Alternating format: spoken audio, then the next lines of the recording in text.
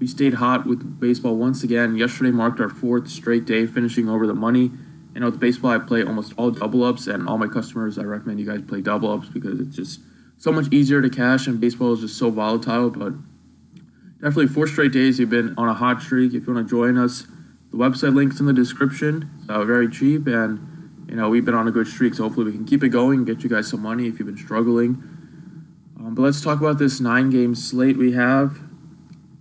Starting off at pitcher, I'm going to go kind of cheap at pitching because there's not a clear-cut ace on the board. I'm not going to pay $11,000 for Hap. I'm not going to pay above $10K for any of those 3 pitchers. I'm going to be spending down because I like some of the cheaper pitchers, and I also think that there are some good bats to spend up on today. So we're going to spend Caleb Smith at $7,300. I also forgot to mention, please be sure to drop a like and subscribe if you have not already. You can follow me on Twitter at the DFS Process because now that school's officially out, I'll start being more active on Twitter and start doing more giveaways and stuff like that. So make sure you follow me there. But Caleb Smith has been really impressive so far this season. He is a lefty. At home in Miami, he has been lights out this season. We know Miami is one of the best pitcher-friendly ballparks. It's huge, and he has definitely not disappointed at home this season. In 3 games started, he's pitched 17 innings, has 24 strikeouts, and only a 177 batting average against. So he is, hitters are really having a hard time hitting him when the batting average against is below 200 in both categories, well below 200. Whip is just .92 at home, and his ERA is only 2.8, averaging 24.5 DraftKings points at home. Has over 35-point upside, and every game, and he's been pretty consistent. Now that his pitch count's up and now that he's really settled in, and he already has 48 strikeouts in just 34 innings pitched. So tremendous strikeout upside with him, and that's what you want in DraftKings. You got to get pitchers that can strike guys out because, if you get a pitcher that gets 11, 12, 13 strikeouts, then, you're pretty much set at the pitching position. Second pitcher, I'm going kind of cheap as well. I like Ian Kennedy at just $6,500. I feel that he's too cheap. He's another guy that has a lot of upside. Did have one game that he got over 30 against Cleveland. Does have decent strikeout stuff. And this Baltimore offense strikes out a lot. Not only do they strike out a lot, but they are one of the worst offenses in baseball. Ranked 27th against right-handed pitching, 28th overall in runs per game, and also 28th overall in slugging percentage. This offense, besides Manny Machado, is horrible. And Ian Kennedy has pitched pretty well on the road. Baltimore's a pretty good hitter-burning ballpark, but even at home, the Baltimore offense just hasn't been great this season at all. They're averaging just over 3 runs per game at home, which is 27th in baseball. So I like Ian Kennedy at $6,500, a nice mid-range, really cheap pitcher with upside. So good. Those are the 2 pitchers I got for you guys.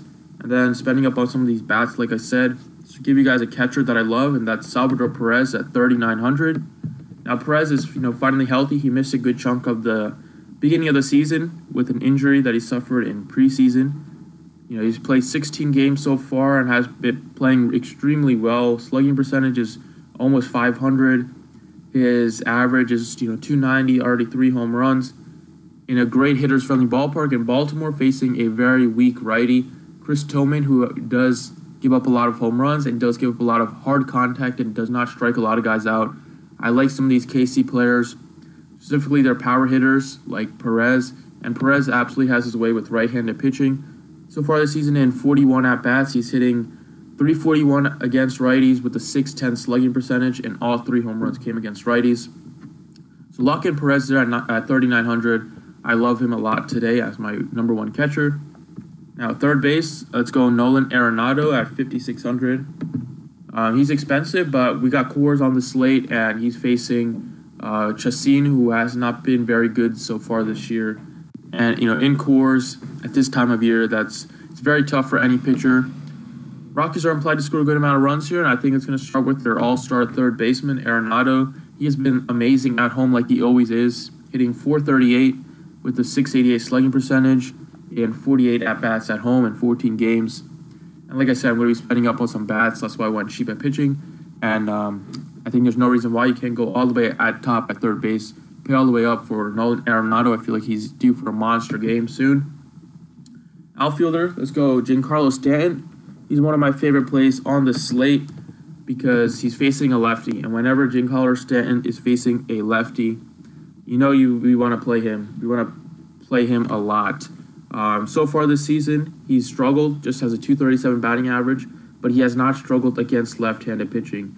In 30 at-bats, he has 12 hits, 6 for home runs, make that a 400 batting average with a 1.133 slugging percentage. Against left-handed pitching, a 1.575 OPS, and Rodriguez has struggled to keep the ball in the ballpark this season in a very hitter-friendly ballpark in Yankee Stadium at home. I love Giancarlo Stanton. He's he's a little bit cheaper than some of these other power bats, and against a lefty, I feel like he's a little cheap at just 5,100. Like I said, his numbers are ridiculous. 6 home runs and 30 at-bats so far this season. That's pretty much one every game, and he's hitting 400 with a 1.133 slugging percentage against left-handed pitching. So I love Giancarlo Stanton. Has double home run upside, even triple, 3 home run upside in a game. So favorite power outfielder at 5,100. And then another outfielder I got for you guys is Jorge Soler. Soler is finally having a breakout season like many expected. Last season he was a bit disappointing, but he has really started hot. So far this season, especially as of late, his last 10 games, he's been on fire, hitting 366 with 3 home runs, with 4 doubles, 15 hits in his last 10 games. He's been on fire, and like I said, Royals, I like some of these power hitters of them against Chris Tillman, who has really struggled in most of his starts this season. He does have a couple starts where he can show you stuff, but he's just not a very good pitcher at this stage of his career. Gives up a lot of hard contact, does not strike a lot of guys out. And Soler hitting, near the top of the batting order. I love him. He has great upside. Also has stolen base upside. So 4,200. Lock him in there at outfielder. And there you have it. Those are my 6 plays I got for you guys. Please drop a like if you enjoyed, and you can visit the website, thedfsprocess.com, if you wanted to get my full lineup for this evening. Thanks for watching, and good luck today.